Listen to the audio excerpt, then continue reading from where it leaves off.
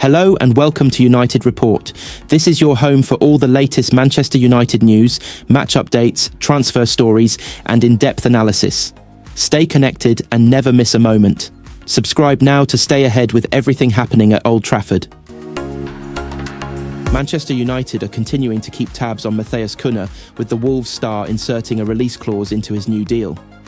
The forward remains the leading light at Molineux and was heavily linked with the exit door in January, but ultimately chose to remain and penned a new deal which tied him down until 2029.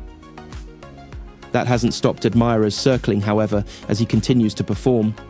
United were among those who considered making a move last month as they sought a goalscorer. Cunha also remains on the radar of Tottenham, with the two teams monitoring him closely, reports AS come June. Cunha will be available for around £60 million. That fee is set, regardless of whether Wolves remain in the top flight or drop down to the Championship. Either way, the figure is more than achievable for a number of potential suitors. Wolves continued to reject any interest they received in the new year. Arsenal were keen, whilst Nottingham Forest were prepared to part with a club record fee to land the forward. But Cunha's club never considered selling. His new deal was announced after he helped Wolves overcome Aston Villa in a Midlands derby. He scored as they secured a 2-0 victory, which aided their survival hopes, and new head coach Vitor Pereira said the former Atletico Madrid forward is committed to the club and their ambitions. Pereira said he knows in the future he can play for the best teams in England, but he's committed with us. He has the conscience that it is very important, if he leaves, to leave the club in the Premier League. He has this quality. He is a special player. He has the quality to get the ball and create a goal alone. Wolves initially signed Cunha on loan from Atletico in December 2022 in a deal that had the potential to reach £35 million. If he were to leave, they would make a sizable profit. Those in Manchester are more likely to initially pursue Sporting Lisbon's Victor Gyökeres, but will no doubt consider a move for Cunha if they cannot land the Swede.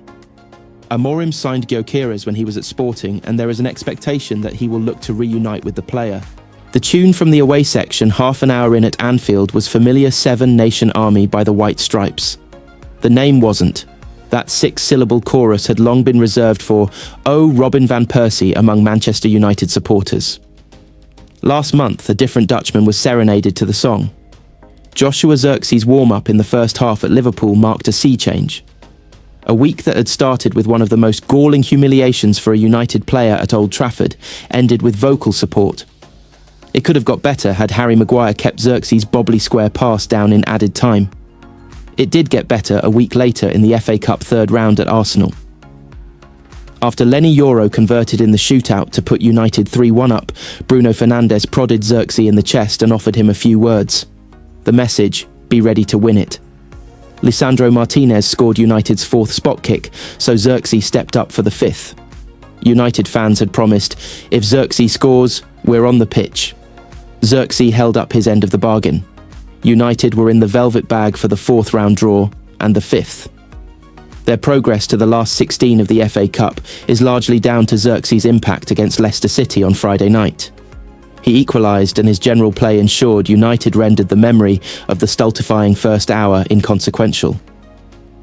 The 23-year-old is becoming an unlikely cult figure at United. The loyalists among the matchgoers railed against the heckles and booing Zirkzee was subjected to when he was removed in the 33rd minute against Newcastle, and now a match does not go by without an airing of Zirkzee's chant. He has only got 5 goals in 36 appearances, and Zirkzee has failed to score in 32 of those. But it is one more than Radamel Falcao and as many as Alexis Sanchez. One hopes for Zirkzee's sake, this is the only time he is bracketed with those two duds.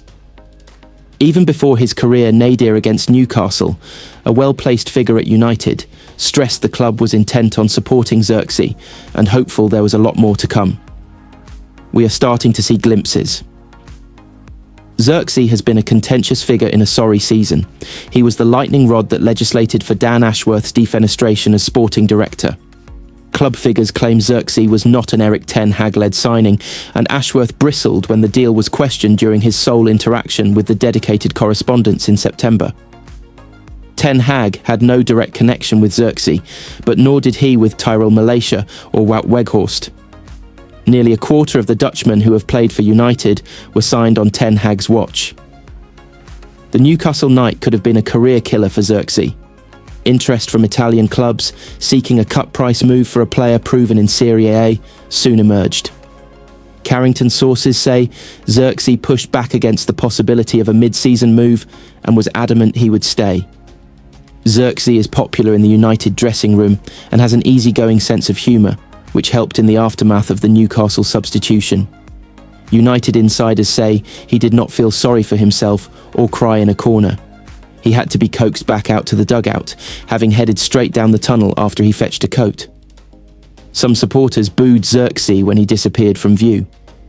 After he re-emerged, there was encouraging applause as some sought to counter those who had audibly turned against him. Zirkzee was on the pitch at full time to applaud supporters in defeat.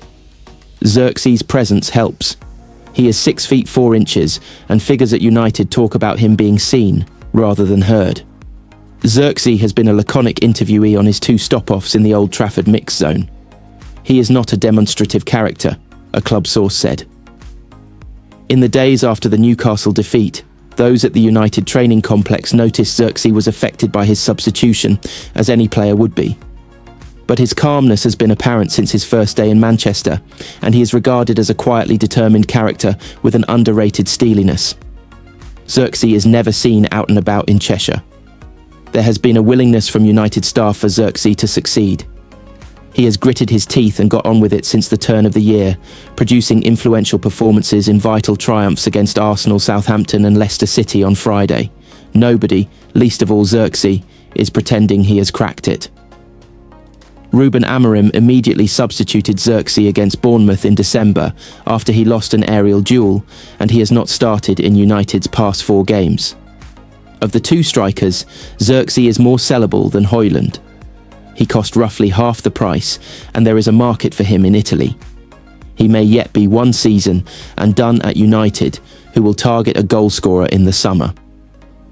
The Leicester goal ended a drought of 11 goalless games, and Zirkzee went 17 without scoring between August and December. Whether he is a number 9, a 10, or whatever, he has got to pump his numbers up.